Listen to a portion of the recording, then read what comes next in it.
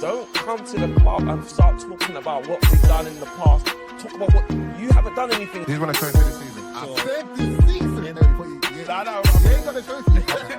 This is like...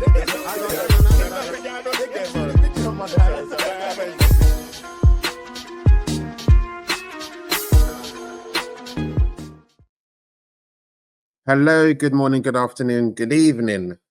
Whatever time you're listening, whatever time you're watching, you know the vibe. Welcome back to another episode of Podcast Pundits. I am your host, Della Estrada, the man of many clubs, the free agent, the man of the streets, all of the above.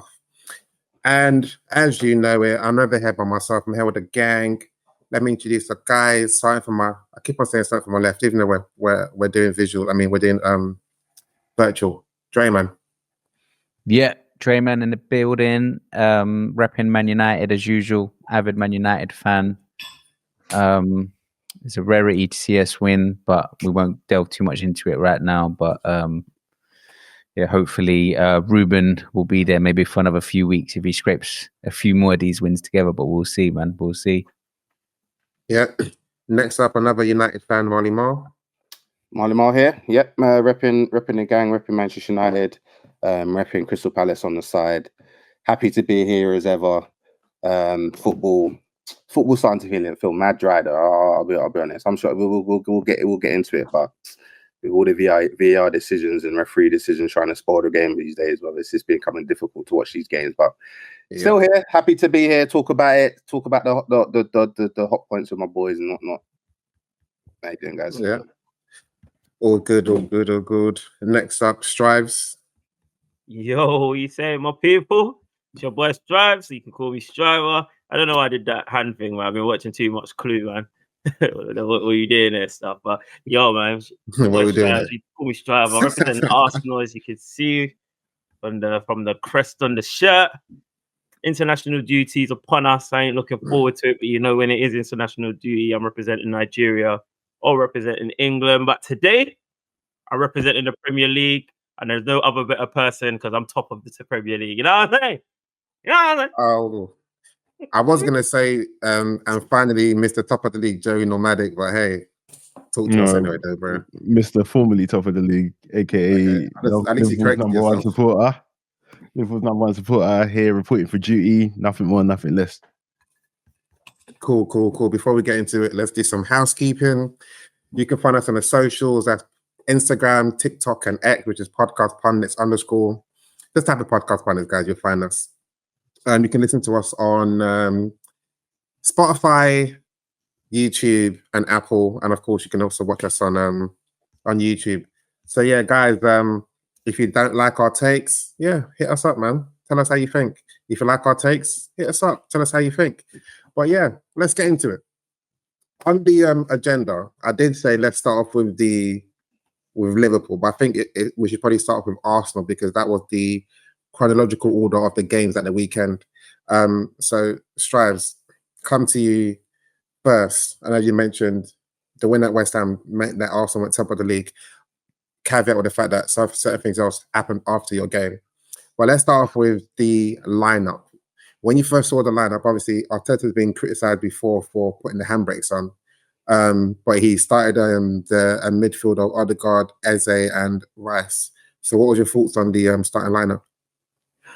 Yeah, man. I was happy still. Like I wasn't. It's crazy. I wasn't too plugged into the lineup and stuff because I was having quite a busy Saturday working and stuff like that. But then you get the notifications for the lineup comes in on the phone. So I'm on the mobile phone. I'm looking at the lineup, and I'm like, oh, okay. This is exactly as I'm in some Arsenal fan groups, and this is exactly how we probably wanted to see us put out. Wanted to see our team get put out. Sorry, my grammar, my vocab, everything is poor at the moment, man. I've just got an overload. I'm just excited today. So yeah, but yeah, man. What are you saying? That's what you'd have expected for Liverpool and Man City, or just one? No, I mean against West Ham, that's what you would have expected. You get what I mean? I know Nuno's taken over and he's defensively minded, but considering West Ham's start, considering the quality of their team, I understand that we've failed to beat West Ham at home, the last couple of times, but I think everybody would have been thinking this is a perfect opportunity to just play the lone six, a lone pivot, put Deckers there if necessary, and go attacking. You know what I mean? So when I saw that lineup, it was like, oh, Mikel Arteta seems to be in sync with the. We're all synchronized as a fan base, as all stakeholders of the club. We just seem all synchronized, and yeah, it's just like I've said about a couple of weeks now on the trot. Like Arteta just seems to. He seems to. I don't know what's happened to him, but he seems to be getting it a little bit. Like he's still doing a couple little things that's making me side eye and small, but more time. I'm like, oh, okay. I saw the lineup and I was like, let's go, man. I'm ready. I'm ready for this game. Yeah. Before we get into the game and we talk about the positive, let's get the negative out the way in terms of your captain going down injured again, and he now holds the unfortunate record of being the only player to be substituted 3 times in the first half.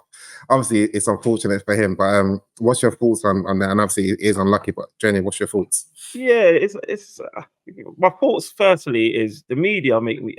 Are you not bored? Like you have to come up with something every single time. The guy's been injured. The guy's getting injured. It's been unfortunate. Like, I'm hearing he's made of glass. He's been hit a record of being subbed in the first half 3 times at home. I'm now hearing it's 3 times ever. It's unfortunate circumstances. Like he's been clattered, etc. People are saying he's been rushed back. It's just unfortunate because when you think about it, Martin Odegaard, like up until last season, he's probably been one of our more durable players. You get what I'm saying? He's still pretty young. He's got a lot of minutes under his belt, and he's just having a run of misfortune in terms of injuries. A part of me wondered, oh, is he? Are we doing this in obviously international? Yeah, Mm-hmm. But then I thought, nah, that's too methodical. That conspiracy theory can't get any legs, man. Like I'm sure they would have at least given him 45 minutes. So I think it's a legitimate injury. It's just unfortunate. And yeah, man, I hope he gets back, comes back soon, man. It's looking like it's been reported it's an MCL, so it's a knee injury. So he's joining Madueke in that regard. So it's could be anything from, I think it's anything from 4 weeks to a month, to 3 months. Jeez. I think it might be, yeah, something like that. Or am I getting that completely wrong? It might be anything from 2 to 8 weeks, I think, if it's from grade 1 to grade 2 or something like that. So yeah, one of the two. Like I've read some conflicting things. So obviously we hope it's on the lower end of this or that scale. But if it's like grade 2 or grade 3, you could be looking at 2 to 3 months out. But yeah, man. Again, that will probably give Mikel Arteta another opportunity to show his development, to show how he's adapted and evolved with a managerial age, and let's see if he will trust the young boys now, because it's all good trusting Odie and Eze, the older boys in the team. Let's see if he would, trust Ethan a little bit more. Yeah, you know what I mean. There's a lot to see, you know. How long was he out for last season, and do you think that had an impact on your title challenge? Well, last season, if you remember, not only was he injured, and yes, it did have an impact on our, if you can call it a title challenge. I wouldn't even call it a title challenge, but it had an impact on our campaign. I think he was also a new dad, didn't it? So, and I personally think family life. I know that I see Della smiling and laughing, but I'm not smiling because I know Joey got something to say on that. We had a conversation about that. That was funny, though. Yeah. I thought Stripes was going to bring up that Raya has announced that his missus is pregnant as well. But you know what, man? I love family, man. I'm a family man myself as well, man. But sometimes, man, the family needs to just piss off, man, and let the boys concentrate on winning, bro. Because I don't know what's wrong with you, lot, man. Build your families in the off season, bro. What the hell? Funny. I say all that tongue in cheek, but I do genuinely think there is credence behind it, because one of the reasons why I tipped Arsenal to finish above Liverpool at this beginning of the season was because I heard Arne Slot's moved his family into the UK. And I thought to myself, yo, those my efforts to go be distracting this kid, bruv. So I'm telling you look like a laugh, man. But I'm telling you, man, when your family's around you, bro, all of a sudden, yeah, you just got more. Yeah, the focus is different, isn't it? Your kids could be getting you sick. Your wife could be saying, "Yo, I want this new bag or whatnot." And you're thinking, "Bro, like, have we even paid off for the extension, the lock? What do you mean you want this new bag?" Just noise in your ear when you're trying to lock in. You're sitting down with your tactic boards, or you're sitting down trying to do your training. Like Odegaard might be thinking, "Okay, I'm thinking about the assist," and then his babes are like, "Yo, do you come and watch Married at First Sight with me?" And it's like, "Brother, like, chill out." No, But you don't have to worry about that. But it hasn't changed from since back in the day, bruv, when the Vikings used to go and conquer the world, bruv. They used to leave their family at home, bruv. I think the difference is, there was no mobile, no. It's like when I'm out, I'm out. You can't call me, you can't do anything, innit? Yeah. So now it's like, yo, yeah, I got bored, but I could still holler at you. I could still distract you.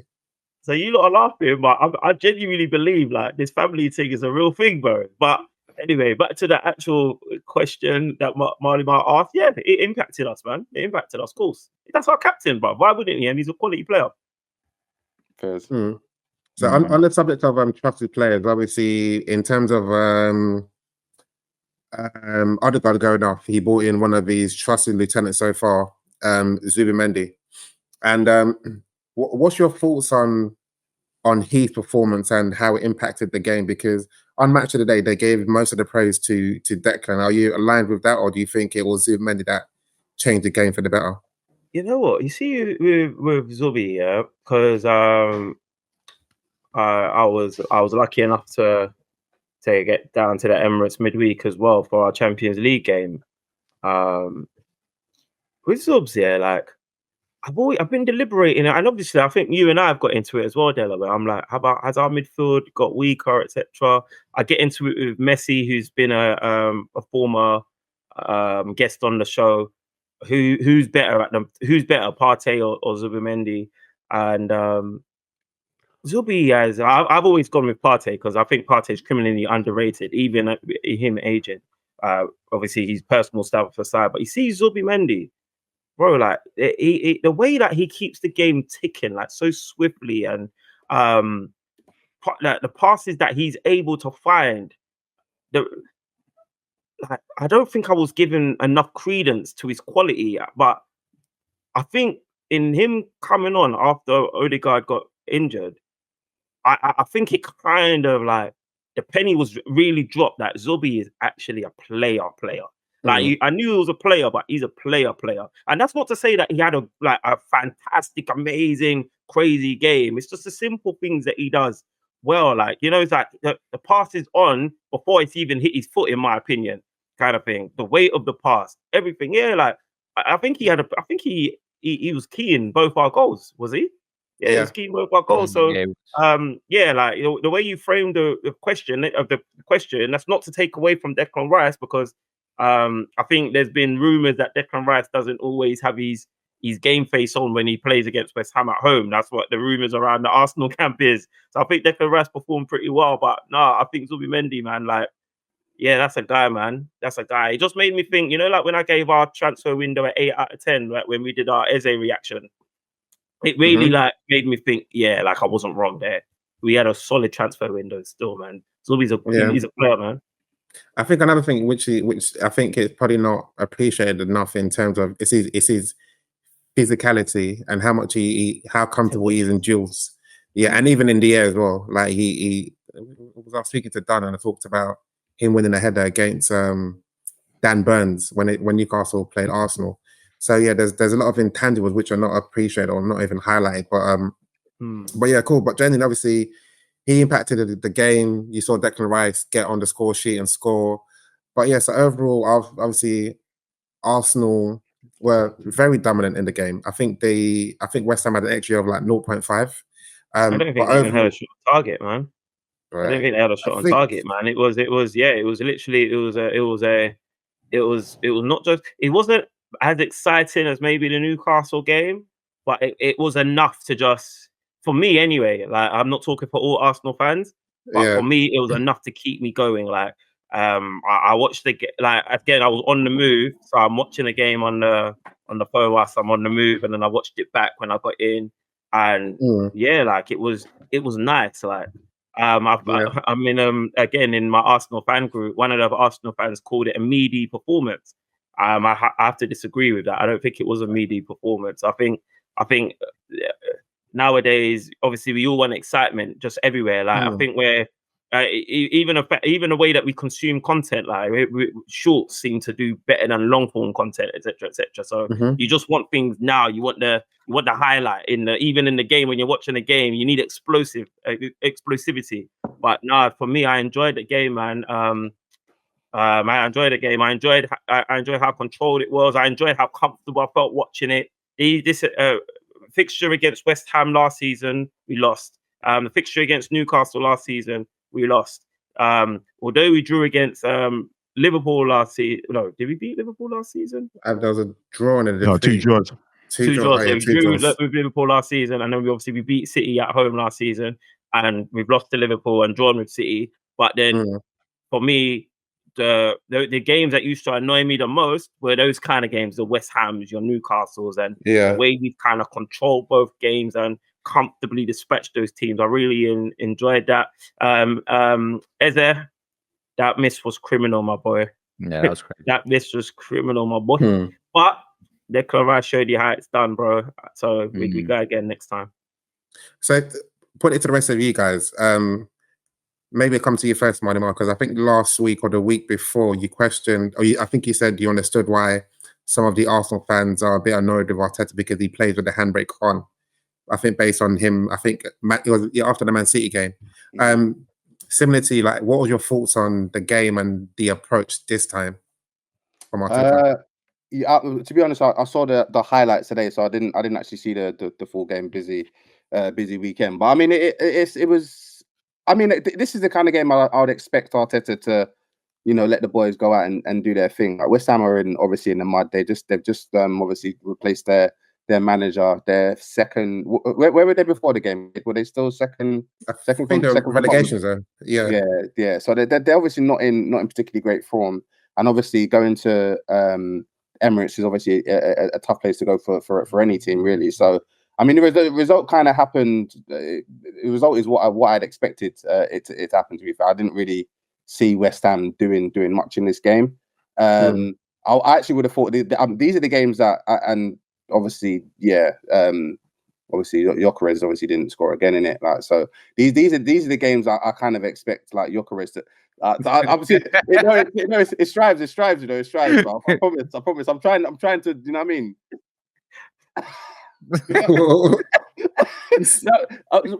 These are the games I kind of expected to see Gyökeres to get like one or two, but obviously, like, but he's not going to score in every single one of these type of games. Of course not. But context is West Ham have conceded 16 goals this season already. Like, so you kind of look at these games and think that these are the games he's gonna score in. Marley, do you blame Saka for that though? I was getting that. I rate Saka in. I rate Saka in it. Yeah. Saka's the captain, is the star boy in it. Get me this Swedish shoot, but why are you touching the ball, bruv? Like, let me do my thing in it. Like, so I get it. Like, but when I say score goals, I mean open play goals. Like, do you know what I mean? But it's early days though. It's obviously not. Yeah. So, Strives, Marty touched on it. What do you think of? Well, I think sometimes we mentioned Don's name so many times in this podcast, and I don't know, like he should feature a bit more. I was having a discourse with Don. I don't know who it was with regarding, but basically he said if your striker's on the pitch, he should be taking the penalty. What do you think of, as Manimar touched upon, Saka taking the penalty despite Gyökeres being the striker? Normally, he takes pens for his club and country. Not alone in that train of thought. Again, in this Arsenal fan group that I'm in, a lot of them said the same thing. What do you expect him to do? Do you expect him to fight for the ball though? He's not going to fight. Why though? No, not fight for it, but I think should he be the designated penalty taker over Saka now? I'm asking the question. I don't believe so. Well, some people have said. I'll go with me first. No, I love Saka, and to me, Saka hasn't shown any reason for him to be taken off penalties. Yes, he's missed a couple. I think Gyökeres is quite elite at penalties as well. So it's just good to have two elite penalty takers. I'm pretty certain Mikel Arteta has said that Gyökeres is now the penalty taker. So I'm certain he said that. Or maybe I've imagined that. But I can see why Saka would have taken a penalty on this game because it was a bit of a statement game for him. You could tell all game Saka wanted to score. Even when he got the goal that was ruled off offside, you could see he just had a taste for it. He was hungry. Like, this is his 200th game. He wants that 100 goal involvement. This was a statement. This was a statement game for Bukayo Saka personally. So no one was taking that penalty off Saka, and I think even Gyökeres in himself will know that. All right, I'm the striker. I'm the main guy for the goals, but Saka is the main guy in the team. Full stop. You know what I mean? We're all a team. We're all a brotherhood. Yeah, but Gyökeres couldn't do that. I want the penalty in this. That was Saka's moment, kind of thing. But he asked for it, though, innit? Did he ask for it? I'm sure he asked for it. Wasn't that? That's what you know when they do that thing where they're talking to each other, like with Saka with the ball, and they look like Saka was just like. Even if he might have told him to go left. I wouldn't begrudge Saka going, brother, chill out here, man. No charity here, bro. Like, and you know what it is as well. Like, no disrespect to Havertz, yeah. Okay. Gyökeres has had a better start for me than Havertz did. In their debut season. Admittedly, they're playing in different positions, yeah. But I don't think Gyökeres is devoid of confidence the way the media is making out. Like with Gyökeres, you know what it is with Gyökeres. Like, I've accepted, yeah. But in fact, I accepted this a long time ago. I was man excited, yeah. I didn't, you know. You wore your jacket, you wore your shades. Yo, I still would though. But guess what? Guess what? I still also said in those same episodes. I'm only expecting 16 plus goals from Gyökeres this season. I was measured from the offset. You get what I mean? And I still believe he can get 16 plus goals. There was no way I thought Gyökeres was going to come in. This is the Premier League. He's come from Portugal. There was no way I thought Gyökeres was going to come in and just start doing an Erling Haaland. I think everyone said it wasn't going to be the same. I think most people. No. Wait. Obviously, there's people like Stripes who thought that, but there's loads of people who thought he's going to hit the ground and be clapping in goals. That loads was excitement, Joey.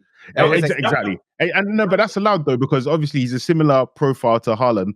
Like, people would bang goals in the Bundesliga and come to the Premier League and stunk up the place. So it wouldn't be alien for him to have come here and done it. And it wouldn't. It would be normal proceedings. Of course, I get what you're saying, but Arsenal's not the kind of team, that just plays one way. We share our goals all over the pitch. So what Gyökeres brings us, he just brings us another string to our bow. So we can score that kind of goal. We can play that kind of football, and we've got a finisher now that can finish that transition and that phase of play. There's been times when he's been quite unfortunate where he hasn't. You know, there's certain shots where I've definitely side-eyed him. I'm just like, yo, Gyökeres, bro. Like, you know, there's a couple times, and there's been a good few times where I'm thinking, we might just be pulling Gyökeres along with us this season. But I'm all right with that. The thing is as well, though, he strives. He's up front though, and all right, he's not scoring, but he's a menace.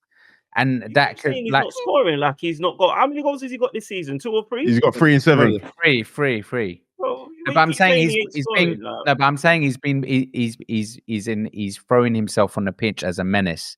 So in terms of Arsenal, bro, my point is when he doesn't score, he might not need to score, bro, because you've done it before where you've scored all over the pitch. Even in that game at West Ham, there was a time when there's not. I don't feel like everyone is okay. This is when I'm watching. This is just how I'm looking at it. There's so many players that's trying to put their imprint on the game. Like, there was a time when Eberechi Eze, he's literally. I think the goal that we ended up scoring that Declan scored. Yeah, he's put his head down. He's just whacked the ball across goal, trying to find a corner of the net. He could have maybe looked up and tried to square it to Gyökeres, but he's going for goal. You get what I'm saying? And then Declan, rightfully so. Rightfully so in that position. You're an attacker. Listen, and I've got no qualms with it. There's one when Saka is again. Saka's kind of put the ball across the box, but he kind of went behind Gyökeres. A little bit unfortunate. There's been a time when Saka kind of looped the ball in. Gyökeres got a header, and I think Wan-Bissaka stops it at the back post. The header was weak. The header was weak, but all I'm saying is, like, we are fine tuning the way we look for this striker, and we know that it takes a while to find your rhythm when you're in transition, everyone's making a big deal of how Liverpool's in transition, like they're the only team that's done bare business this summer. We're also in transition, and we're fine tuning. And when we find that, when we get that little tuning, Gyökeres is going to score. I've got no qualms with him. Like, obviously, do you recognize this? A couple of weeks ago, I had an agenda against him because he lost me money on a bet in it. But I'm back. I'm back in the room now. Yeah. Do you recognize this, Molly? In psychology, you call this the 12 stages of denial of Darwin Núñezism. Darwin Núñezism. I've been there. I've seen it. The difference is, yeah. I'm joking. All I'm saying, But the difference is not Darwin Núñez was making more chances than Gyökeres. No. The difference is that if people done their research, they should know that this is Gyökeres. You know what I'm saying? Like, what he's doing is essentially what Gyökeres was at Sporting. Like, wait, what do you mean? In terms of his performance, the way he looks, everything is, but the goals will come. The goals will definitely come. No, he wasn't looking this fat in thingy though. Obviously, he's not fat as in physically fat, but he's looking like he's moving. He'll score more goals than Núñez. How many goals did Núñez score in his first season? I don't know. You tell me. Ooh, you think he'll score more goals than Núñez, bro? You said it, bro. But you don't even know how many goals he scored in his first season. But then tell me, correct me. No, I'm not going to tell you, bro. Because you can't be saying those. You can't be saying them things, without the stats. I think he probably got 10, or did he even get double figures? Because we were doing. He got more than 10. He got more than 10 in his first season. He got more than 10. Yeah, he did in his first season. Yeah. Please tell me what it was. No, I'm not sure, but I know for sure it's more than. I don't know what it was. Whatever it was, okay. I don't know what it was. All pumps. Yeah, it was. His first season. Oh no, in the Prem. I think it was 9. I'm looking. I think. What is this in the Prem or all competitions? I think it's in the Prem. It was 9. Yeah. Yeah, Gyökeres is beating that, bro. 9 in 29 games. So that's yeah. Yeah, 9 in 29. That's not bad, but it's not 68 million pounds worth. But sorry, just to go back to something you said, Stravs. What was the reasons why people were saying that the penalty should be given to Gyökeres? Because he's a striker. Get him, like he's our talisman. We want him. Like, there's pressure coming because there's been so much rhetoric on we're a striker away from dominating. Where that's the missing piece. So sometimes, you just need that. Sometimes you need that little boost. Like when you're playing Mario Kart, but forget about the bit. But don't you think, even though there's this talk in the media and people call it, like me calling him Levi Jeans, the reality of it is that you have a system that is very productive and you have somebody who's banging goals. Should you focus on the minutiae of getting him goals psychologically when the system works and Saka is banging goals? Why would that even be a conversation? It's like saying give Isak penalties now that he's there instead of Salah. And that's where I'm at. That's why I'm like, for me, it's a non-conversation for me. It's like leave Saka on the penalties. Gyökeres will get goals anyway. You get what I'm saying? Because Saka's got his own. You think Saka's not exactly, bro? About last season, I'm thinking I'm trying to beat my GNA from last season. Bro, it's disrespectful, bro. Like, who am I? Like, I have to step aside now. Even you called him Gyökeres talisman. Saka's your talisman, bro. If anything, what I would expect and hope the camaraderie is like in the dressing room is like, yo, brother, get your own goals, bro. Obviously, we're here together, but yo, brother, beat me, bro. Beat me. I'm trying to be like you. I'm trying to be like you, bro. Cool. But yeah, aside, obviously, Saka took the penalty. Arsenal scored 2-0. They victors, and that puts them at that point. I think they went top of the league by 1 point. So now, Strive, you're top of the league. Bear in mind, Liverpool haven't played yet. So let's pretend Liverpool haven't played yet. So how are you feeling now? You're top of the league before the Liverpool game. Well, fortunately, you guys all share a group chat with me, and one of the first things I did is I targeted our good pal Joey Nomadic, and a former guest of the show in Bods, who's refused to come back since. I think he's been banned by his missus, but R.I.P. Bods. In the football sense, he's still alive, guys. But I added both Bods and Joey Nomadic, and all I said was, "Don't mess up." Yeah, don't mess up. When I said that, I had a feeling it was gonna mess up. So I was just lining myself up for the victory parade. that's how I Mathematically, see though, it, bro, you know. you ain't done nothing. I know you think you've done something there, but you ain't done nothing, bro. Bro, You ain't done nothing, bro. you know Because what? you say don't mess up every time you like have a good run, yeah. And then this is the one time we've messed up. So, like, what do you want me to do, bro? You want me to give you a round of applause because you got 1 out of 35 right? What's going on there, No, bro? but guess what though? Guess what? That back Yeah. then when I was saying it, I didn't believe you was gonna mess up. Ah, here you go. No, but- Yeah, because but we're shit facts. now. We're shit now. But we're shit Facts. now, though. We're This shit now, time- bro. This time, yeah, you know how you can tell this time I genuinely believe, yeah, is Because I even believed then, it too. people are saying, oh, Liverpool are the favourites, this and that. Bro, I'm offering you Donny's out. Like, yo, let's get some bets down. No, but Strav, so you can't say that to me though, because I've already made it clear how I feel about Liverpool this season, and like all the reasons why I'm you a said little bit skeptical about you, but no, of course, because obviously you're a fraud, and sometimes when you look at other people, you might see yourself in them. But there's none of you and me, bro. There's none of you and me. That's not the reason. That's not the reason whatsoever. Because I, you know what it is, yeah. When we have guests on the show, especially other Liverpool fans, I don't pay too much attention to what they're doing. I pay attention to what you're doing, Joey. I look at your face. I look at the cadence of your voice, your tone of voice, everything, and I can tell that this guy thinks he's winning it again. Like, but you're not like this season. Like, you're not. You don't come out the traps as far. Wait, hang on. This season, you think that of me this season? At pre-season, I felt that you were pretty confident that you thought you were going to sign Isak. And I think that's why no, bro. You were too strong on saying Newcastle are moving like a small club. I felt like no. That's why I was saying it, bro. Because go on. No, I was going to say the only thing you might not have predicted was not getting Mark Gahey. But I felt like you thought your transfer window at the time you couldn't stand on business at the time. But I thought at the end of the transfer window, you felt you'd be in a position to retain your Premier League. And I just think that had we had this conversation before Liverpool's stinkiness set in, you might be talking differently. But you've watched a couple of games and you're like, oh, maybe I should hold fire on. Hang on. No, but that doesn't make sense, though, Strav. You're saying that if we started the season off well, then I would have changed my tune. Yeah, of course, bro. Because I've seen signs for us to be better. No, because remember, I'm saying that I think that your tune had changed, but we just didn't get a chance to get it on wax yet.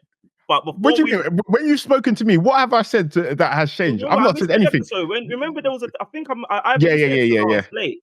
And then remember when we was going to do the new Premier League predictions? Yeah.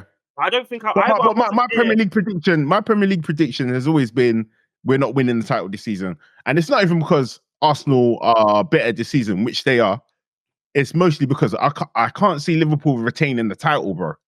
There's only a couple teams that have done that before, and for me, new manager, I don't know. It's just something that I've never thought is going to happen. It can happen. Let's hold fire. Before you get to sorry.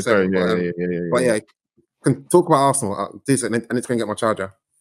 Yeah. No, okay. To be fair, I thought that was a nice little segue. But speaking about Arsenal, I just thought like I've always been quite confident that we would I just felt that I just felt confident that we'd be better than Liverpool. And I don't know that I felt you were as confident.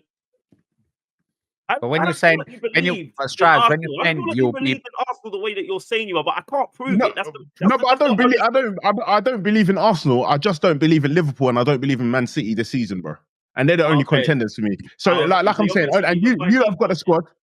But you have got the squad. That's what I say. Because every season I say Arsenal are not winning anything. Every season I say that. This is the one season where what's different this season? I just told you what's different, Shav. So I just told you what's Liverpool different. Man City falling off in your Bro, because I don't think your manager is gonna be the guy who's like, oh yeah, I'm the thingy. You've got a better squad, and the other two teams aren't looking. Then I don't know, man. There's too much turmoil in the Liverpool. I've been saying this as well. You don't think I'm anyway? Let me wait for Dilla to. City picking up form, though. I've had some choice words for Mikel. I don't trust their players, bro. Even though City are picking up form, I don't trust their players, man. Like they're not looking as sharp as they were, and I can't see them picking up enough form to. I think City's been sharp. Yeah, they have. Yeah, no, they've not been sharp. They've not been sharp, bro. They've scored the most goals in the league this season. But that doesn't mean you've been sharp, bro. Who's they played? So you see with Mikel, haven't you not seen anything to suggest that he might prove you wrong? And I've had choice words for Mikel, so it might sound rich me asking you that question, but haven't you seen that? Like, you know, sometimes you can Okay, I'll give you an example. Like last season, we watched Liverpool, and it was like I thought I saw it early. I'm like, yo, Arne Slot's doing something here. Liverpool look a little bit different here. Like I think they might upset things. I was talking to B-Man earlier, and he said when Leicester won the Premier League, they gave you a little bit of an early feel like, yo, something seems a little bit different here. Are you not getting that feeling from Mikel Arteta in the way that No, bro. No, because I'm not an Arsenal supporter. I'm not. It's only Arsenal supporters that are getting that feeling. Okay. It's only Arsenal supporters that are getting that feeling. You don't think it's just what's the feeling? That he's saying when you saw Leicester doing a little something at the beginning of the season that Leicester could do something here. I'm not saying that they're going to win it, but the time was different. No, but I'm saying Strife said that B-Man is saying that he got that about Liverpool maybe at the start of last season. Oh, this season, no, I haven't seen that about Arsenal. I'm not to say that they're not going to win it or whatever. I haven't had that feeling. They're definitely I just haven't had that feeling from anyone else. No, they're definitely better for sure. Like the squad is better, so they're more equipped. Yeah, 100%. But that's not what B-Man's talking about though. In terms of having and Arsenal, they got resilience now. I think they didn't have that. But where's that? Is that? Wait, no, that's not true. That's not true. That's not true, bro. Because I think it was 2 seasons ago where Arsenal was spamming last-minute winners, bro. If that's what you're talking about regarding resilience, when I say resilience, I mean among the injuries. What does that mean? Squad depth. The squad depth that they can bring in. Yeah, that's what we're talking about. Squad. They've got the best squad in the league, bro. No one's going to dispute that, in my opinion. Anyway, I think somebody might, but I doubt it. There'll be few and far between. It's interesting you say that, and maybe I'm saying this as an Arsenal fan, but Andela, I proper invite your opinion on this as well. But in my opinion, like as someone that's been hugely critical of Arteta, I'm seeing him like I thought he fucked up with the for the swearing. I thought he like completely fudged the Liverpool lineup. But at half time, he's tried to rectify it. Yeah. At Man City, I felt like handbrake on, as everyone said. But then you saw him try to throw everything at it to try and win that game. But wait, there's no kudos for that. Yeah, there's no kudos for that. Let him land his point. Sorry. Yeah, but you can see that he was trying to, you know what I mean? And then Newcastle, the game where I think even last week you said that was the game that you expected to see him play a robust and rigid midfield. And this time, he's actually gone quite attacking. And not only did we dominate, we actually played beautiful football and won that game pretty nicely. So I'm not beautiful. It was good football. It was good football. Hold on. No. Sorry. Last module, he's downloaded it. No. Because remember, it didn't happen organically where he sat down and gone to the tactics room or watching the videos and the clips and he said, I'm going to change it. There's been press conference after interview after press conference after Simon Jordan after all of these people. Hang on. After all of these people talking about him and criticizing him for putting on the handbrake, there's been all of these things. So it's not like he's operating in isolation, bro. Like if people weren't talking about it, you probably would have started thingy in that team. About him, but that's what I'm saying. It's different now because he's not being stuck. All right, Della, what do you think about this topic? Like, do you think is Arteta showing signs? I think is Arteta showing. Obviously, I know you've always been faith in him, and you've always had faith in him, yeah. But can you, even as someone that's always had faith in Arteta, yeah, could you say that you've seen an evolution and development, or is it more the same for you? No, there's definitely evolution and development. But as I said last week, it just comes down to him having more tools in his toolbox, and he's got more trusted players that he can call upon. So whereas before his hands were tied if he was playing Liverpool last season, he didn't have those options on the bench. Because I think someone showed it, the bench versus Liverpool or whatever team last season it's vastly changed this season. Like there's only 2 people it's only Ben White and MLS that still remains. The whole bench is completely changed. So now if you're starting again, you can say, Saka rest, Eze rest. Oh shit, the game is changing. All right, cool. Man them, get ready. Come on against Man City. So he's got that luxury now, whereas before he didn't have that luxury. So that's why I said certain times when Saliba goes down injured, okay, cool. Hold him. I don't really trust you. Fuck it, I have to use you now. Kiwior, I don't really trust. I have to use you now. Whereas he's got Mosquera now, so he's got more options available to him to have different approaches to a game. And I think what Mikel's always wanted to do, be able to be completely unpredictable, so managers can't basically predict what he's trying to do. No one predicted him. I think, no one really predicted him going with a 2-8 with Eze and Odegaard, even though it was against West Ham and they're bottom. But normally, old Mikel wouldn't have done that. Maybe because he had that personnel to afford him the grace to say, I don't care, let me go and be a bit more attacking, so they don't even see it coming. And I don't think West Ham saw it coming. So when you're saying people wouldn't expect him to do that, is that because previously he's been more pragmatic? No, I wouldn't say it's to the point I'm making. I don't think he's had that luxury. There was one game where he played in the Champions, or I think UEFA Cup, and he tried a 2-8 with Odegaard and Emil Smith-Rowe, and it didn't work at all. You know, so he's always wanted to be able to do that, but he needs the right personnel. And now he's got Eze, he's got Odegaard, he's got Mourinho. I think what people that would challenge you, that would say he had that with Ranieri then, and why didn't you do it then? But interesting about Ranieri, because I wouldn't liken Ranieri to Work, who I think Work's a good player, but I think I was listening to podcasts and they said, why is Work thinking? And Esteval, who's a young player coming from Brazil, he's able to like adapt to the Premier a bit more. What you realize, playing in the center of the pitches, it requires you to obviously be able to be your full of speed needs to be really, really high, and you also need to have a bit of like physical presence. Ranieri doesn't have all of those together.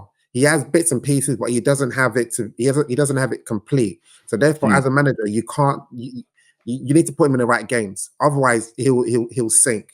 And you don't want a young player this early to sink. Otherwise, he'll just lose his confidence. So that's why I think in some games he doesn't trust Ranieri to be that focal point or that other option.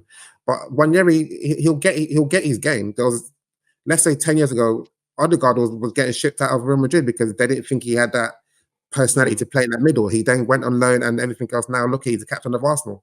Like Ranieri will get his time. He'll get his time. And to your point, I think Mikel's naturally he's improved as a manager only because of experiences, allowing him to obviously learn from those. Now and also now he's got a personnel similar to what Pep had at Man City a couple of years ago, where he's got a luxury of all these players he can bring on, and that's what Mikel now has. And I think people will see the best version of Mikel now. I think maybe he probably, if the Man City game and the Liverpool game probably came in game 6, you probably would have seen him go a bit more adventurous.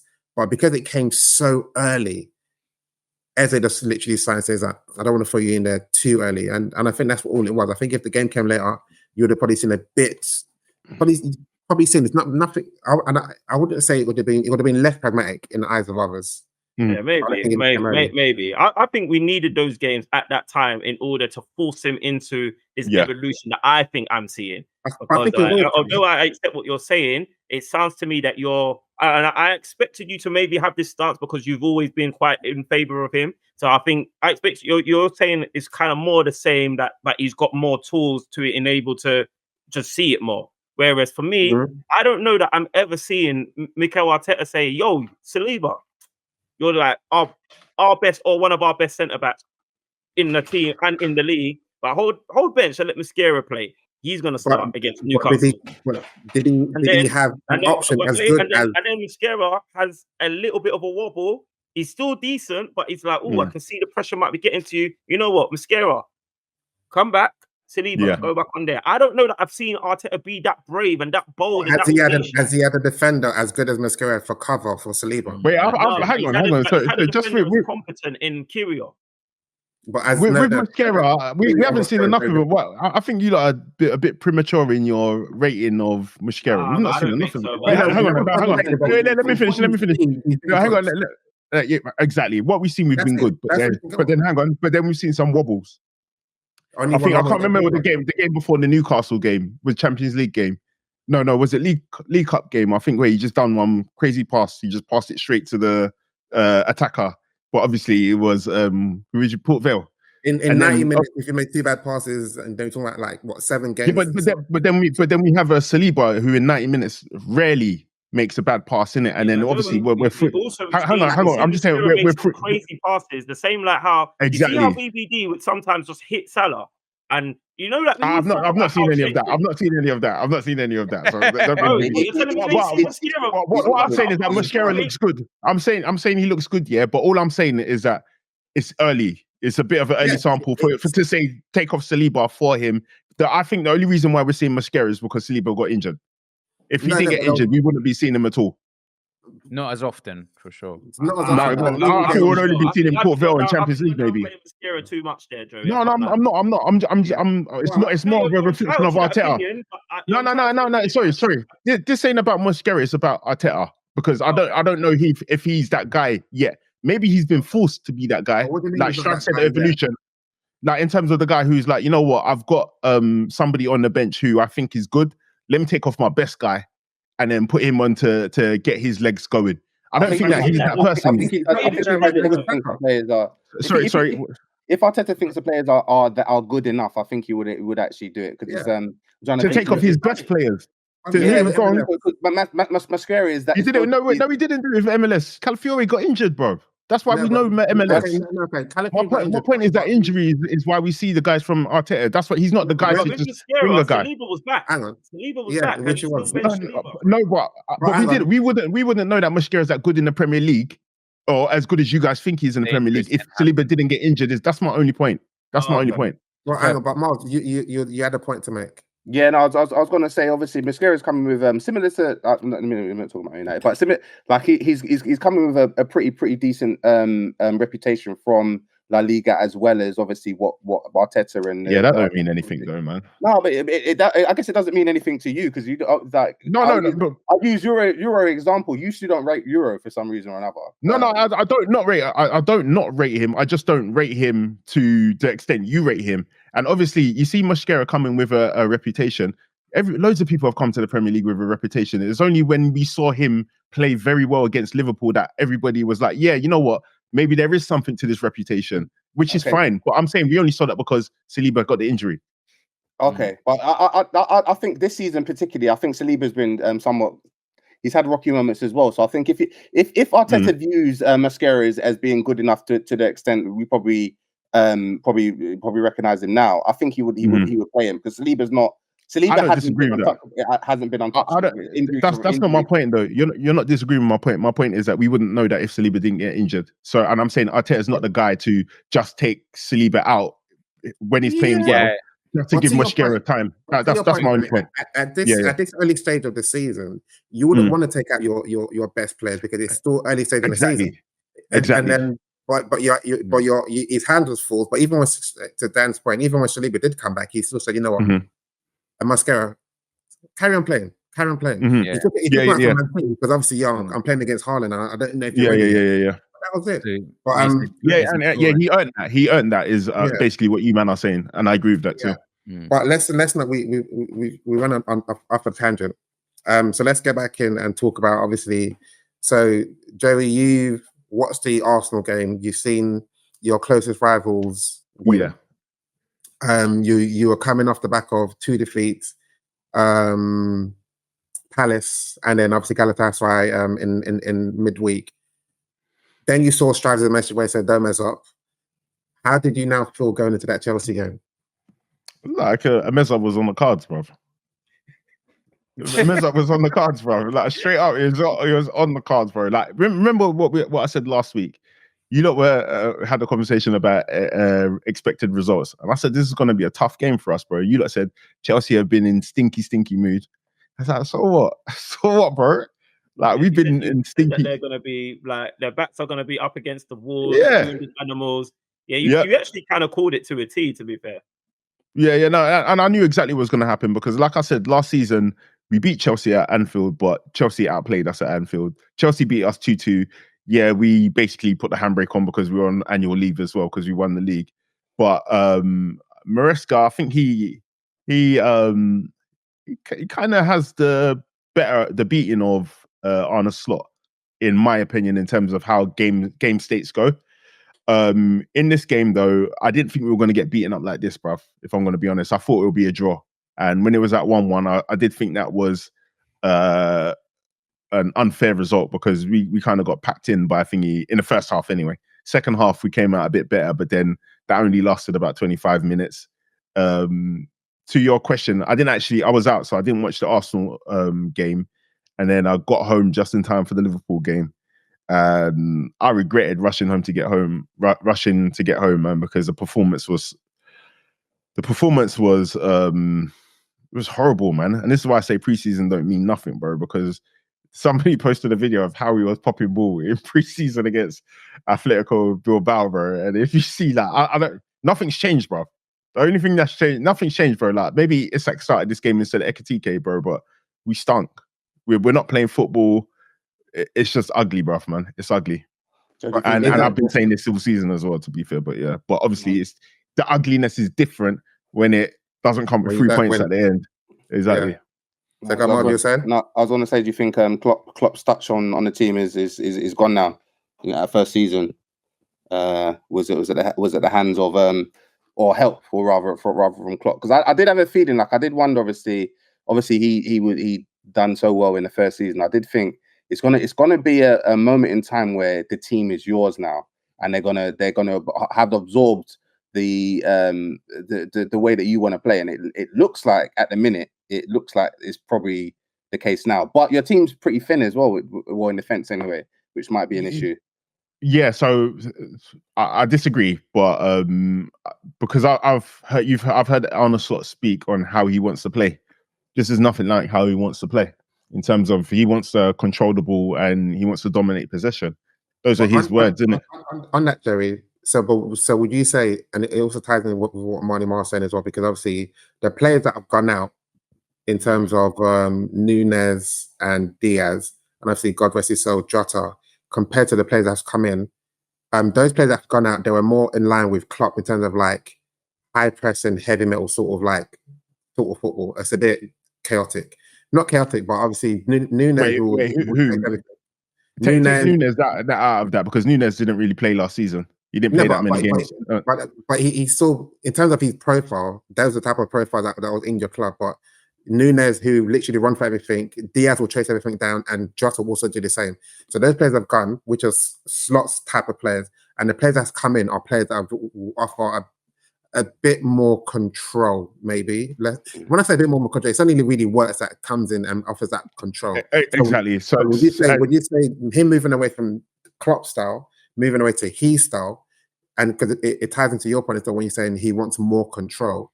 No, but I don't think he's moving. I don't think, because the reason why he was brought into the club is because he had a similar style to Jurgen Klopp.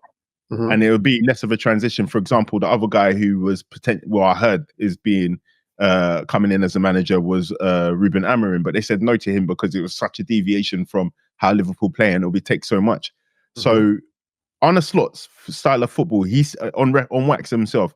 His style is not too dissimilar from Jurgen Klopp's style of play. So he's not trying to move away from Jurgen Klopp's style of play. He's trying to have Jurgen Klopp's style of play with more control, more possession. A different version, which is what we did last season. Because it was different to Jurgen Klopp's style of play last season. Jurgen Klopp's never played with a 10. And that midfield is always a gang and press midfield. That's how he said he'll create a chance from Jurgen Klopp played with Philippe Coutinho. But that wasn't a player that he brought in. Whereas when he sold him, then he created that midfield of Vidjarman. Yeah, but he didn't. He tried to replace him because he tried to buy what's his name, that French guy that's at Betis, or was at Betis. Do you guys remember? You know what I'm talking about, Mali? And we signed him, and he had the shirt. Yeah, and Nabil Fekir. So he did try to replace Philippe Coutinho, but I guess he didn't find a profile. But from what we know of his time in the Prem, it was fundamentally that midfield of. No, we can't disregard because Philippe Coutinho is one of my best Liverpool players. No, I would agree with it. I would agree with him. Of course you will, to satisfy your club. No. I think in Klopp's system, his number 10 was essentially for a long time was Firmino, right? Firmino was the striker that came in and linked up. Yeah, as a make weight for losing Coutinho, bro. And then and because you have to bear in mind, when we had Coutinho, we didn't have Salah doing what he was doing. And we didn't have Mane doing what they were doing. So maybe that's a reason why he didn't. He was unsuccessful in getting a number 10, because we needed somebody to facilitate those two guys. So maybe you don't really need a 10 as much. You need a false 9. So I think in this situation, like but there was a period where he was getting to cup finals with. Sorry, say that again. Was it Firmino acting as both? What do you mean? It was like a supporting striker. Yeah, it's 9.5 false 9. Yeah. So yeah, he essentially was both in it, but But that lends to Dennis' point though around you not having a traditional 10 for the most successful years in Klopp's run. They didn't, as far as I remember. It was yeah. But But what does that prove though? No, so what I'm trying to say, because you were talking about to Marty Mark, and obviously the slots window's moved, and Arne's slots moved in. He's trying to play football in his style, and what we're seeing now is his style. Hence why you've got to work in the 10. No, that's unfair. No, That's what, you can't say that they're terrible football, because I think it's terrible football. I did. Did you that's have me say anything about terrible football? No, you didn't. But I remember I said I see it as terrible football. I'm saying I see it as terrible football. So I'm saying it's unfair because if he's got these guys and he's trying to make a system work, you can't say that what we're seeing now is his football. What we're seeing now is him trying to start playing his football. He's transitioned into his style. Yeah. So why can't you say it's his football? Because you can. I mean, sometimes you can. A manager's subs and the way he sets his team out is normally the dead giveaway in the way he wants to play. We said this about Arteta in the past when we used to criticize him, and even if we tried to applaud him. So for me, it's clear that Arne Slot is like he when he took over Klopp's team, he. Funny enough, he played with the handbrakes on somewhat, tried to be quite a bit controlled, tried to take away the elements of rock and roll football somewhat. And it seems now that he's trying to put his own stamp on the team. It looks you can't use that handbrake term. Handbrake term is basically not putting your best players out on the pitch, bro. It's not trying to be as gung ho as the previous manager. That's not handbraking. No, but I mean, who's made the definition for it? I mean, for me, I just think handbrake zone is when you're when you're going down the hill and losing control. Yeah, and then now you're trying to control it. And he was a bit more controlling last season, whereas this season, he lost a bit of control. And I think, I've said it last week, is I think obviously losing certain players like your Trents and even Diaz going. I think just having someone that can dribble and just give the players a chance to reset. But ultimately, what I was going to say is he wants to play a bit more expansively. So obviously he's using the wide areas, and you can tell him. I think he's trying. He wants to use the wide areas, but he wants control there, which is why sometimes he's playing. What do you mean? Elaborate on that. Okay, so Obersly is probably one of your best midfielders. He's played him at right back. So in my opinion, it's like he wants technical players that can control a game and use that width in a particular way. And then, like for instance, when your Chelsea it's 1-1 now, you might argue Arne Slot of old might go for that game, whereas in this game, he might have still gone for it. This might be his version of going for it, but in this game, he's dropped Gravenberch to centre back. I think centre half. He's dropped Gravenberch. No, Konate got injured, so he didn't want to drop Gravenberch centre half. But then you could have put Konate got injured. But then if you put on Gomez, as Della made the point when I was talking to him, then you have to. That's an extra substitution. Do you know what I mean? And Gravenberch has played centre back this season or last season as well. Again, so he's doing patchwork. But for me, I'm just saying it tells me that he wants to control the game from deep areas. He wants to progress the ball quickly. He wants to have enough technical aptitude to be able to execute that, and he wants to play expansively, so from wide areas. But I think that's his style of play. But I just think his style of play is flopping because, unfortunately, his signings ain't hitting the way they were meant to hit. Like, it's been $500 million, and it's been a kind of crap, to be honest with you. I don't think it's necessarily because. Sorry, just before I go back to that, to answer Marley's question, I don't think it's necessarily a Klopp thing because, like I said, Klopp had that team. They didn't win anything, and he came in they didn't win that season, and he came in and played with players that Klopp didn't even use, like Gravenberch, for example, and gave them the best seasons of their life, innit? So I can't say that it's wearing off. Some people have argued that it's the aftershock of Diogo Jota. I'm only smiling because of the conversation I had with Della previously as well. But yeah, no. And sorry, to Strive's question. The signings aren't hitting maybe as people thought they should hit.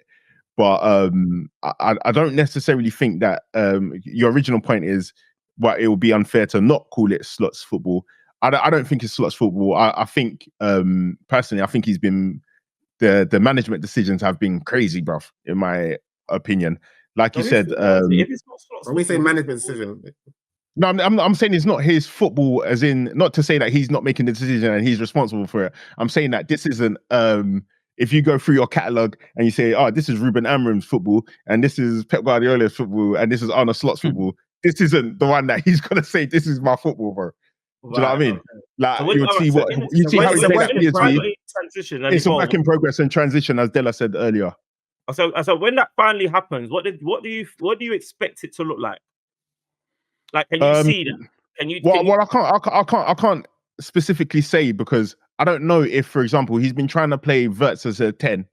He might change it up and put Wirtz as LCM, and then we're maybe going back to more of a PSV on a slot where he had what's Thingy's Timber's brother called Timber's brother playing DM, and then he had Calvin Stengs, who was a left-footed 10, but operated in that area as well. And then he had a target man striker up front. So like, there's no one set way to say that that's his football. But my point is that you made the point of the players not being great, but sorry, the players that we've signed not being great, but they're masking the fact that the rest of the players on our team have been horrible, bruv. Yeah, it's true. So like even if we look at the players that we've signed, those players that we've signed have been the better. current ones that are not being up to scratch. Stinky Mo Salah. Okay, cool. Okay. Stinky Mo Salah. Yeah, like you thought I wouldn't say it. Yeah, He bro. stinks, bro. Cody Gakpo. I love Cody Gakpo. This one hurts for you because I really love this guy, but he's been stinking, bro. I told you. What did you say? I said Cody Gakpo's been stinking up the joint. Rio should get more minutes, bro. And I know you're probably Rio going to say should not. That's nonsense. Rio should not. Why would Rio get more minutes over Chiesa, bro? Like, I don't understand. Even Chiesa, one of the two, bro. But that's all I disagreed with, though. That Rio should be getting more minutes. I don't agree he should be getting more minutes. I didn't disagree that Cody's been stinky. But anyway, yeah, Cody, he's been stinking. My second favorite player, probably my number one favorite player, McAllister, bro. I've been calling Gyökeres Levi Jeans, bro. I don't know what to call this guy, bro. This guy looks past it, bro, man. So far past it. And I don't know, maybe last season has that's why I said strives. Like, I think you lot were saying that the expectation is for Liverpool to win it. It's gonna be loads of pressure on Liverpool to win it. I don't have any expectations of Liverpool to win it because they're gonna, like, even when we remember that season we went for four trophies. And then we lost every single one on the final hurdle, lost in 2 finals, and we lost by 1 point on the final day, bro. The next season, we finished 5th. Like, we always do hangovers after we've had a great season. I can't remember what happened after we won the Champions League in 2020, but I know we had in that season, though. We won a double, not the double. We won a double, bro. But yeah, we always have a hangover after we push in it. So my expectation was there's going to be a lull. So, yeah, until these players figure out how it is that Arne Slot is trying to play, me personally, I blame Arne Slot for everything that's happening now. It's disjointed in terms of... It's disjointed, man. Like, there's been a lot of staff turnover. There's obviously been a big tragedy, Della. There's been big players who have left. I think this is more of a rebuilding job than more of a we go again, lads job, in my opinion. You lot are trying to force that one a little bit too much for me, you know. Go ahead. You're not the only team that signed loads of players. Like, but did I say it's not? I never said that though.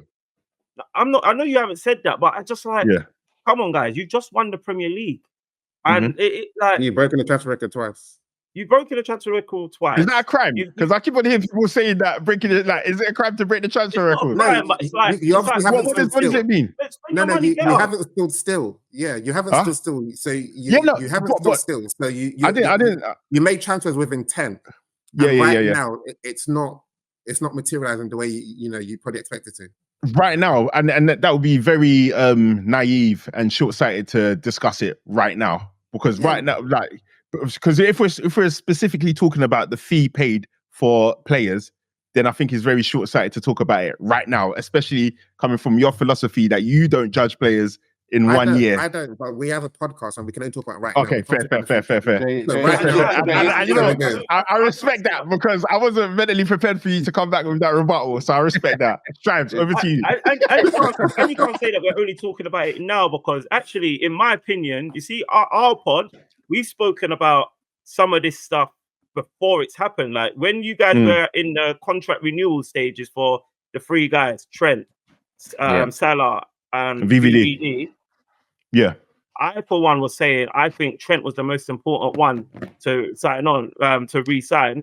And I remember, I think there was this discourse. What's this got to do with what's happening now, though, bro? Even your face is giving away, but no, because I think that these are. So you're more important than VVD, who's the only one that's been good in our team. What? One of the few. One that was twerking the other day. So what? You can't twerk and be good, bro. You can't twerk and be good, bro. Like what you say, you twerk one time and you're not a good player anymore. But then Joey, I was gonna say, Joe, what about the fullbacks though, Gyökeres and Bradley? They're compared to James and Cucurella. And I'm glad you brought that up, bro, because you say casting out of Matt Damon. You saw expressions thing, yeah? What kind of expressions, bro? Wait, I got what they call Frimpong cancel that. Cancel that Matt Damon, bro. Flipping, yeah. And you see one thing I can't take is ugly without results, bro. So and why I'm saying that, not that there's any ugliness here, bro, but you see Frimpong, like how he's been built up as this guy's going to be the character in the changing room. He's doing Scouse accent with Gravenberch when they meet up for international friendlies. He is though. All that stuff. That's true. But all that stuff is dope. It's dope when it comes to 3 points, bro. When it comes with stinky performances, and all that stuff, bro. I'm like, bro, shut the fuck up, man. It's lucky, like, bro, real talk. Like, shut up, bro. Why you be so happy? Why are you making everybody laugh, bro? But you're making your fans cry, bro. Like, focus on the ball, bro. Like, I'm not enjoying it at all, bro. Like, and whatever. But I'm not feeling Frimpong. Like, I like that you're fast and all that kind of stuff, but Arne Slot needs to, because you've been hyping up Frimpong and you've been saying that he's this, he's that. You need to make that Arne Slot. Oh, okay. Yeah. You've been saying all of this stuff, So you need to start making sure that these guys are doing these things that you said that they can do. Because my thing is, when you sign a player, I don't think that player should get a birthright to that position until they've proven themselves. You've brought Gyökeres in, you got Robbo. Maybe you didn't like Robbo last season, but it's a new season. Let Robbo play until he starts stinking up the place, and then you give Gyökeres his League Cups, you give him the minutes in the Champions League, and then you let them come in, and once they've learnt the system and all that stuff, you go. Would you have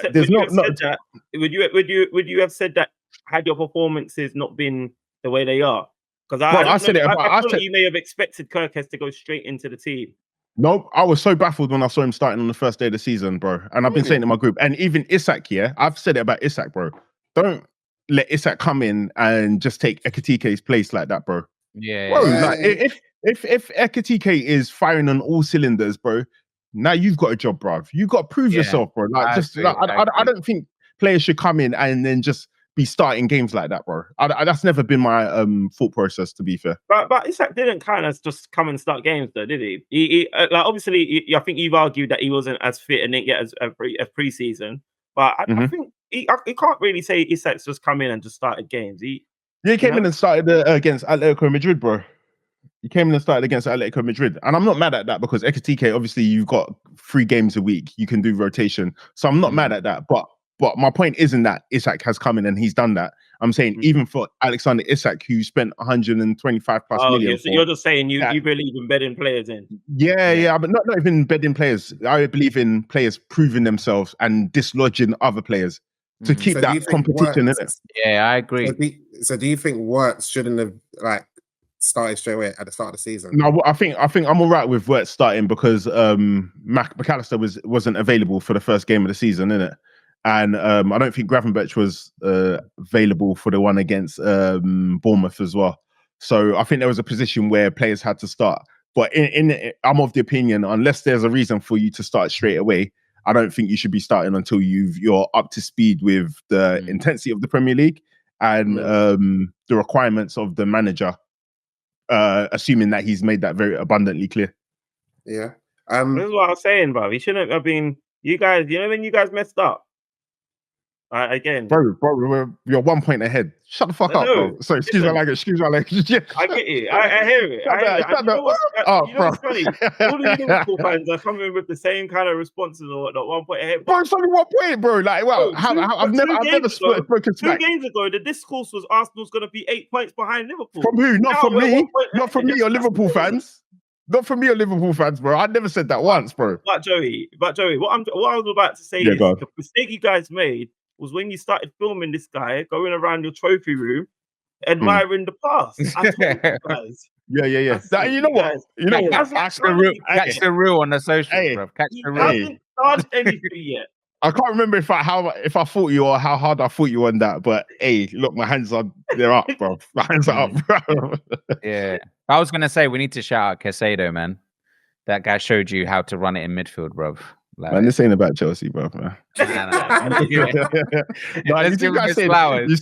Caicedo, bro. That one time I cussed him, it's definitely got through to him. Remember that time when he had I remember. Chelsea, yeah. And but the person who I need to address the most is Romeo Lavia, bro. We don't see this guy for 5 years, bro. As soon as Liverpool comes out, he's there, fully fit for every single Liverpool game, bro. Like, somebody explain that to me, bro. Bro. Always there, bruv. Always there, man. But yeah, Chelsea played well, man. Maresca did a great job. Sorry, the other talking point was about the Salah thing in terms of he doesn't drop back. Kukurea done an interview after, and they were talking about like we've looked at the videos and we looked at the analysis, and like Salah doesn't really drop back, so we know that we can stretch Liverpool by doing X, Y, and Z. Bro, that's been Salah for the last 5-10 years, bro. Or however long he's been at Liverpool. Now people are clocking it, innit? So but I think you had other players to kind of help with that before. I think, like we said, not really. You had the midfielders. Obviously, back then, Sabasai will probably Henderson mainly. Gravenberch is doing that all last season. Gravenberch was doing it last season. As Strives mentioned it, I think and Gravenberch might be your 1 point of failure because if he's not playing, who do you put there? You can't put Endo. Like but Gravenberch was playing, and but then he went back into defense. But even when he was playing, bro, he didn't do anything, bro. There was still like thinking. My point is, this is nothing new in it. Last season, we won the league with people knowing that because Chelsea did that last season, and then they did the exact same thing. The only thing that has changed is that it's not coming. This Chelsea game didn't have the same output from Salah that it had 2-3 seasons ago. That's the only difference in it. And obviously that might lend to Della and Stroud's point where they're saying that he was going to slow down.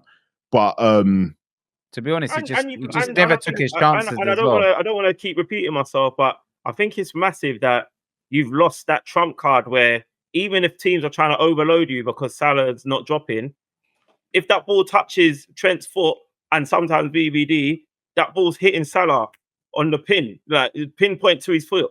And all of a sudden, you're on a counter. You're being counter-attacked aggressively because of that one pass, and I don't think you've got that anymore. And now we do have that, bro. We do have that because Alisson. Yeah. So what I'm hearing from some Liverpool fans is the speed in which you're progressing the ball from defense to midfield to attack has considerably slowed down compared to yesterday season. Yeah, but we all knew that was going to happen. Like I don't know who thought. So I don't know who thought that wouldn't happen. That you losing your transitional ace, or one of 3, because I think our 3 guys that do that are VVD, Alisson, and Trent. So Trent is obviously the number 1 passer provider of those passes. He's gone. So what do? You can't get another right back that plays like Trent. You got Frimpong. So what do you have to do? You have to create a completely different way of building up and attacking. Everybody knew that's the challenge today, this season. So that's why we got Florian Wirtz, who is a player that we can build up via a different way. That's from my understanding is that's what Richard Hughes and Michael Edwards and Slot have come together to decide that there's a new way we're going to attack. So like, you're not saying anything that people shouldn't know already. If you lost Bukayo Saka or if you lost whoever your main build-up guy is, you're either going to have to replace him like for like, or you're going to have to change how you play football. So do you think Arne Slot might look at that in January and think, No, I don't think so. I think he's going to be on the train.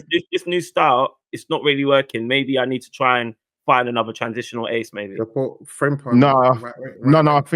I think that's not going to happen. I think what's going to happen is they're going to work on the training ground with the resources they've got, and they're going to try and figure out. No, right now, because he's saying that it's not working after 7 games. So no, I don't think anybody. Yeah, I'm going early. I 100%. I'm going early, but I think I don't even think in January. I predicted you to finish 3rd, and the way you're performing, I reckon that could happen, man.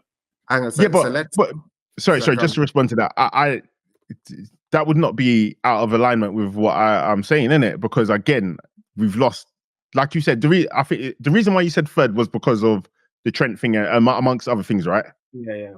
So you've not done anything unique here, bro. You've just taken the data and come with a prediction. That's the same thing I did. It's only that my one was a bit more favourable for Liverpool coming above Man City over than where you've put us, bro. Yeah, but, and to be honest, I don't know that anyone else was thinking like that. Everyone had Liverpool as favourites.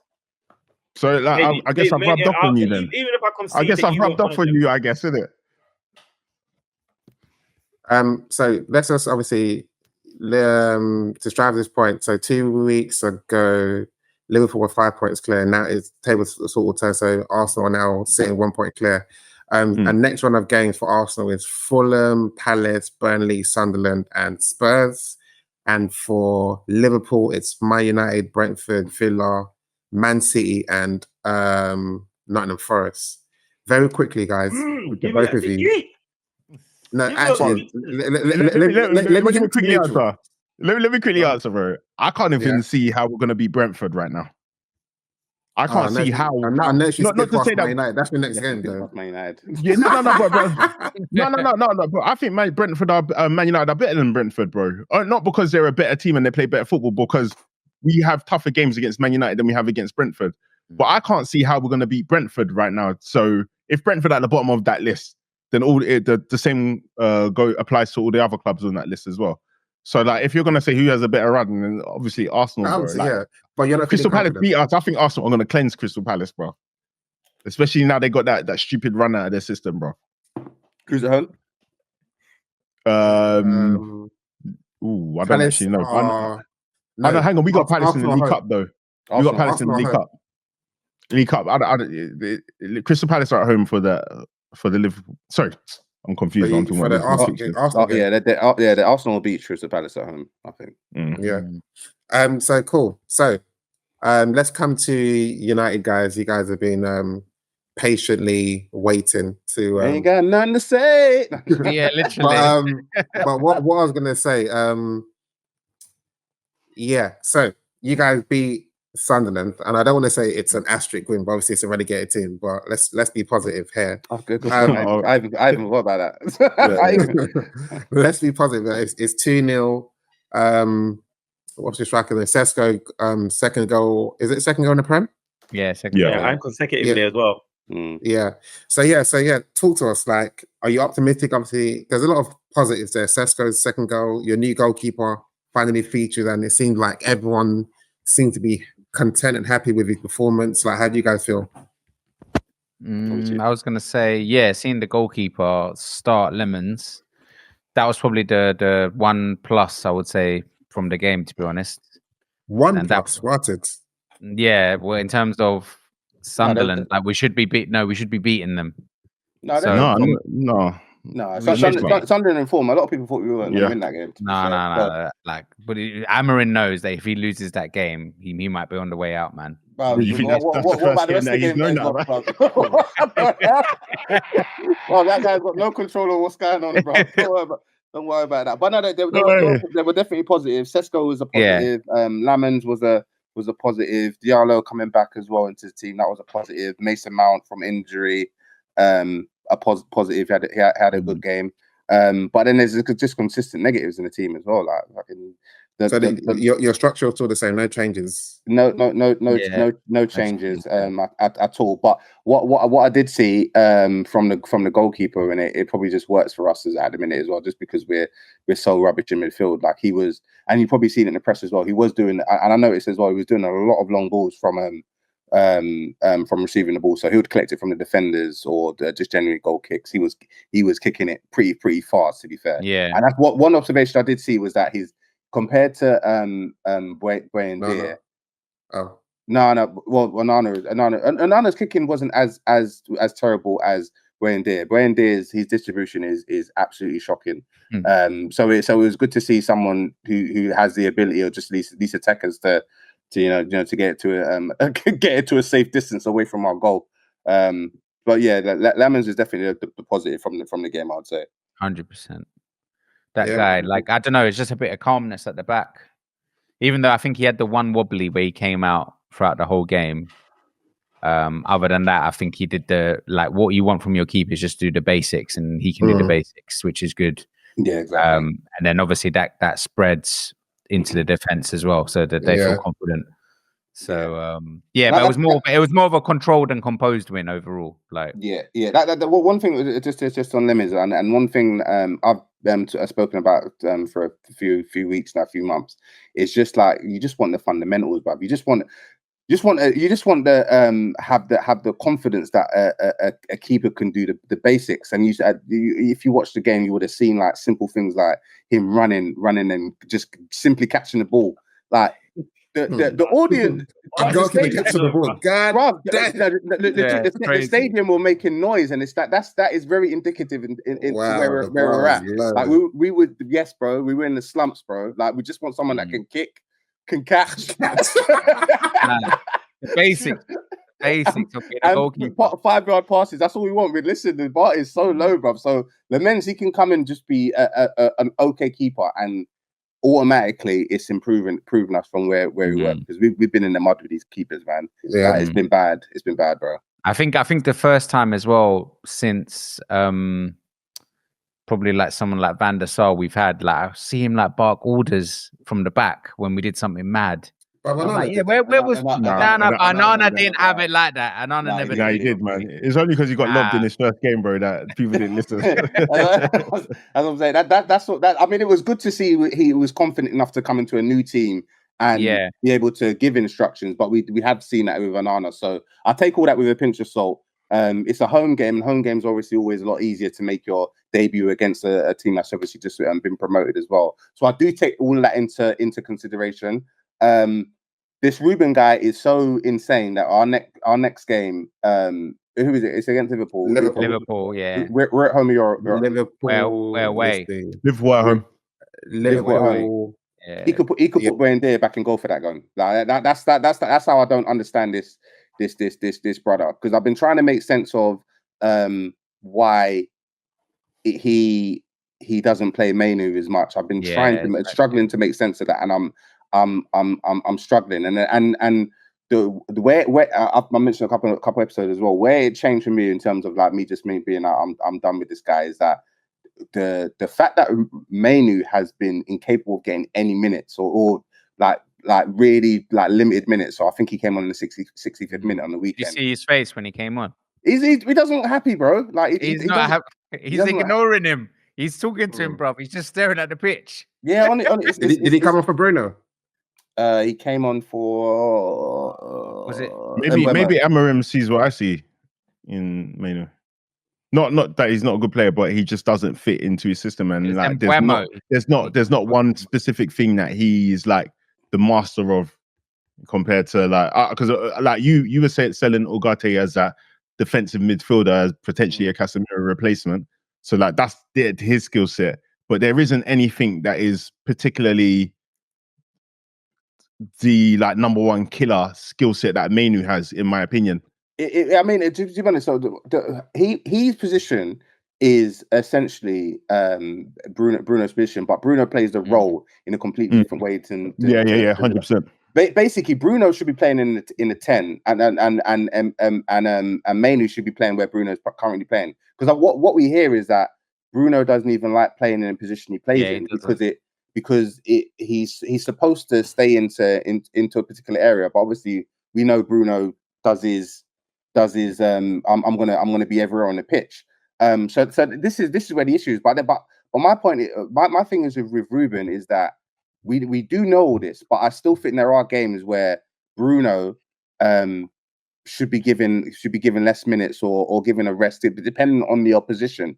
Because a lot of the games we've played where Man United are, most of their glaring issues are happening is when the midfield is gone absolutely walkies, and Casemiro and Bruno are the key culprits for that. So I say all that to say, I just don't understand why this Ruben guy hasn't found ways to get Mainu more minutes. It's just odd to me. But it's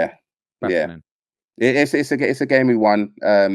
I did think it was. I said we wasn't going to lose the game. I wasn't particularly sure we were going to win it just because of the form and obviously the negativity that's surrounding Ruben and the club at the minute. So I wasn't confident enough to say we would win it, but I knew we wouldn't lose the game. But there are some positives. Sesko looked a lot better than I've seen him so far in the Man United top. I thought his touch was really, really good.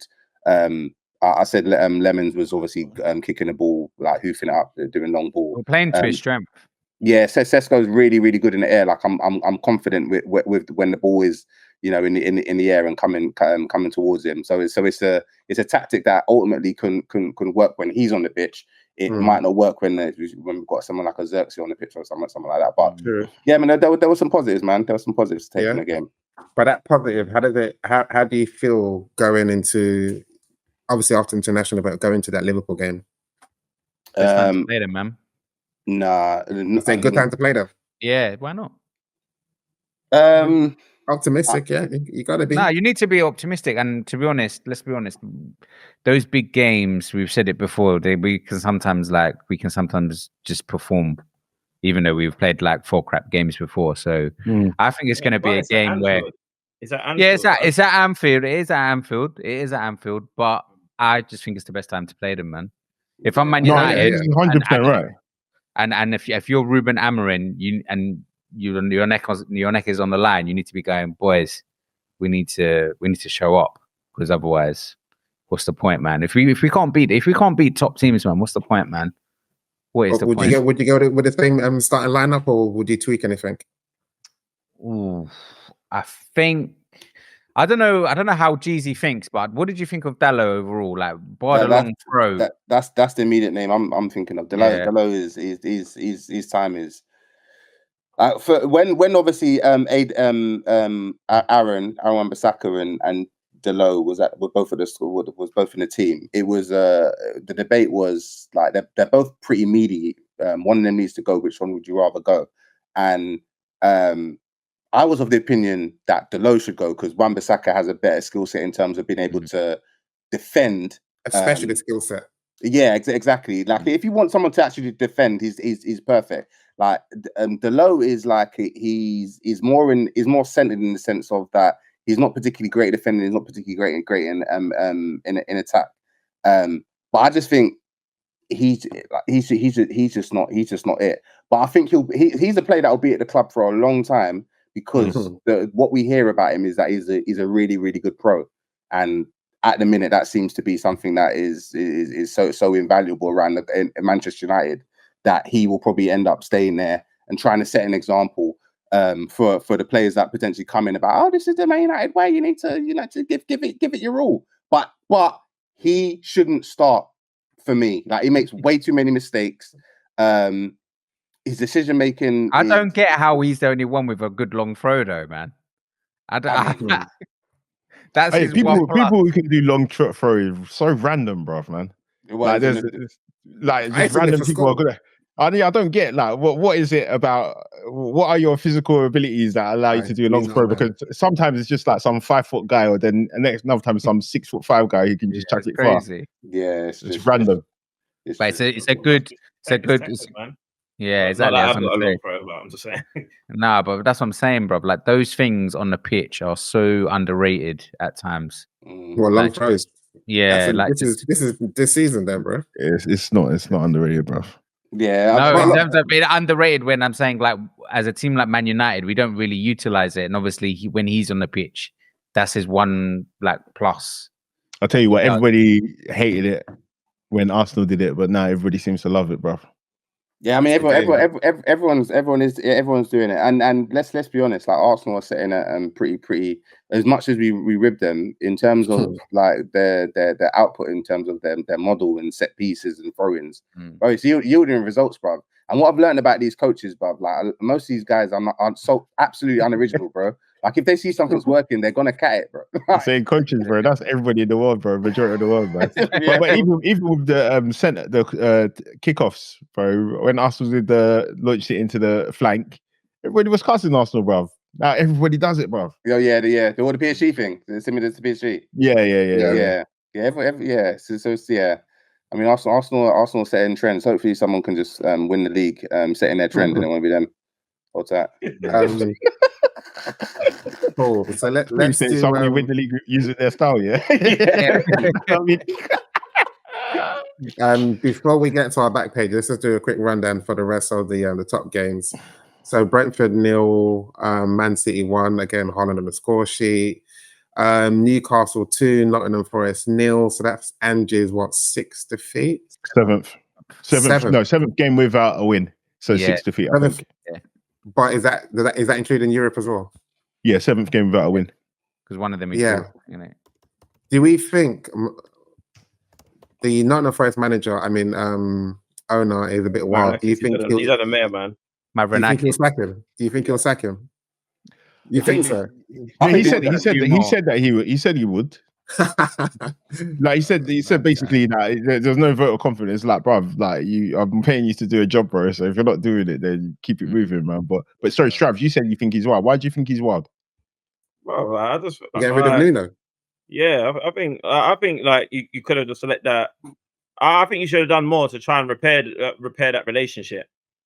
Apparently he did though, bro. Apparently he was like saying, "No, there's no beef," and just trying to talk to him. But then, like Nuno was saying, "Yeah, like the thing has changed." Obviously, he walked on the pitch and did a madness, innit?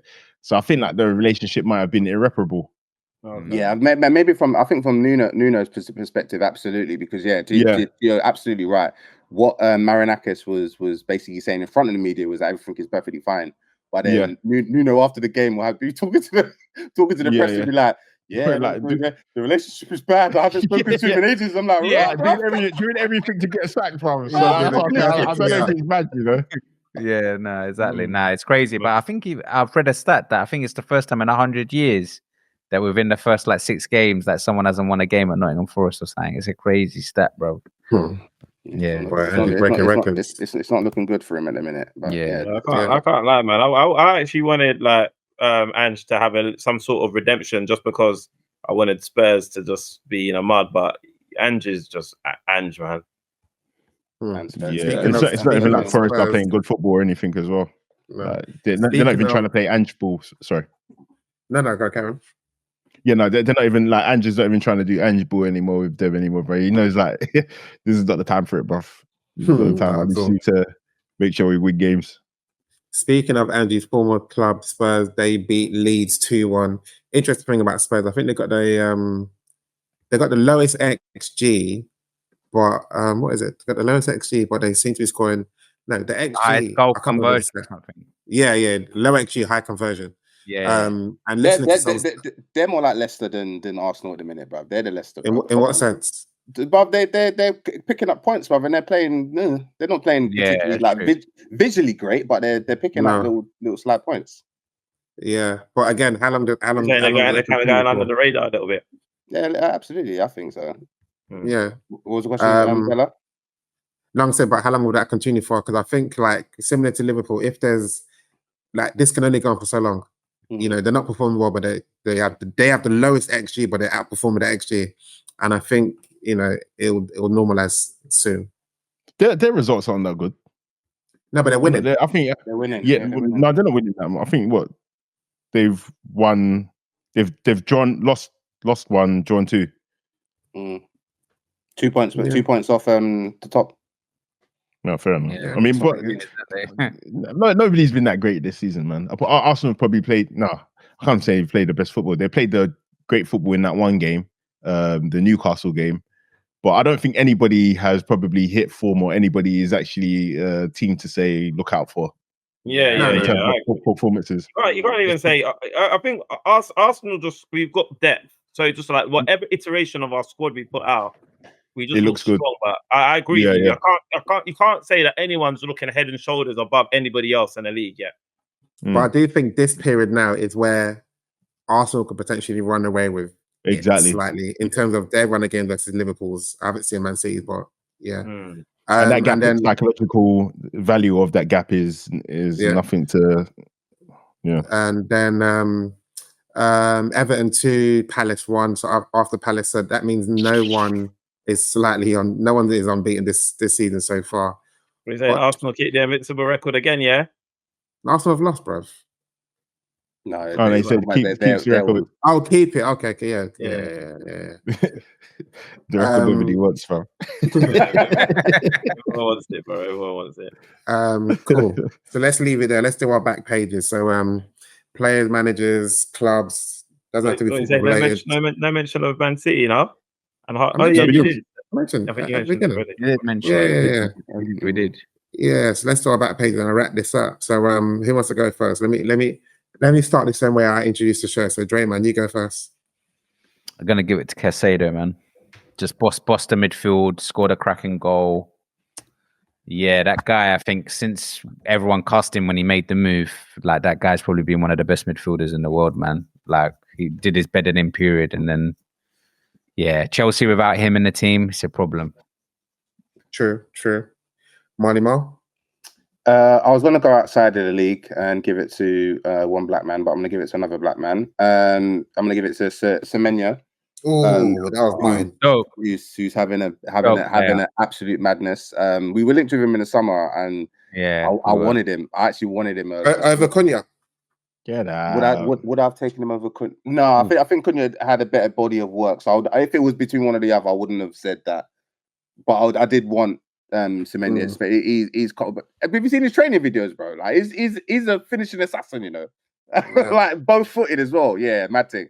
But brothers in here were saying he ain't consistent. Who said that? Yeah, and I said there's different level. Obviously, right now this season so far he's doing well, but there's different level of consistency when you're playing for Bournemouth versus when you're play for a club team. Look at Cunha now, like you know. No. That's we see what's happening in Hoyland. You can't use Cunha as the case, bro. Man United, Yeah, he's done a 7. 100%. But Marley's over here pushing. Someone coming under the radar. Hold on.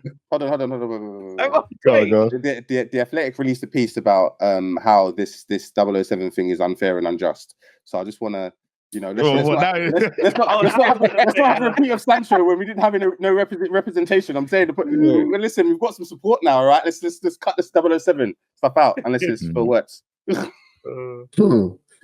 Strides. I was gonna give mine to. I'm gonna give mine to Eddie Hearn for signing Ben Whittaker.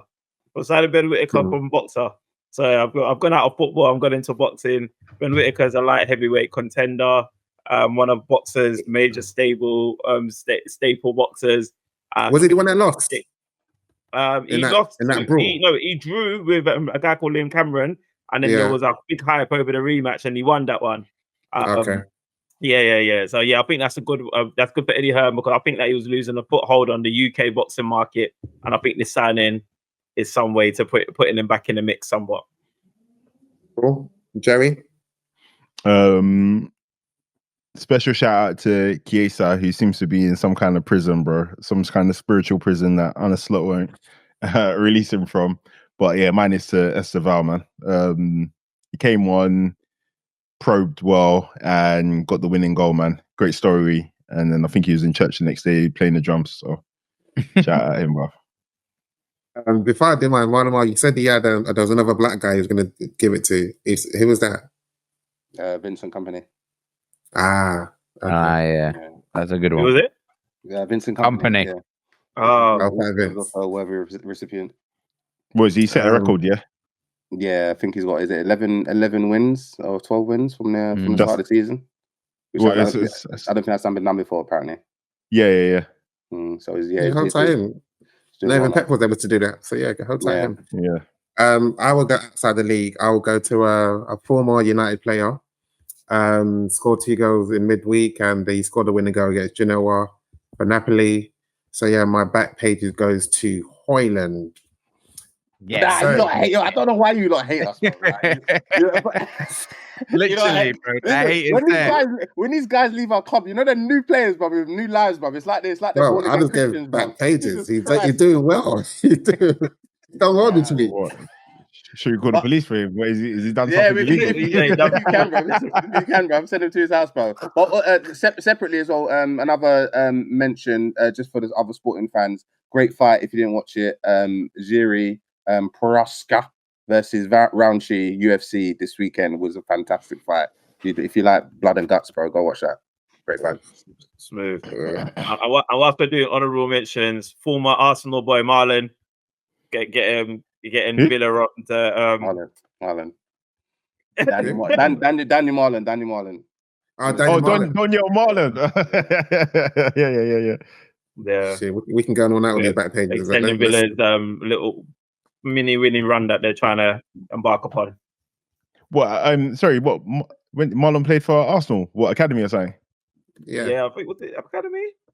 Oh, No, yeah. he was academy like just back in the day before he went to Germany.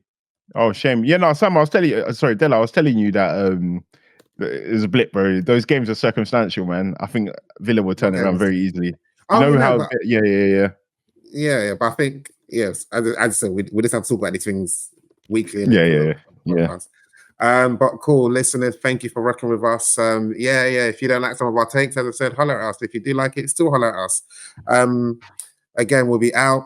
Catch us next week. Over and out. Peace out.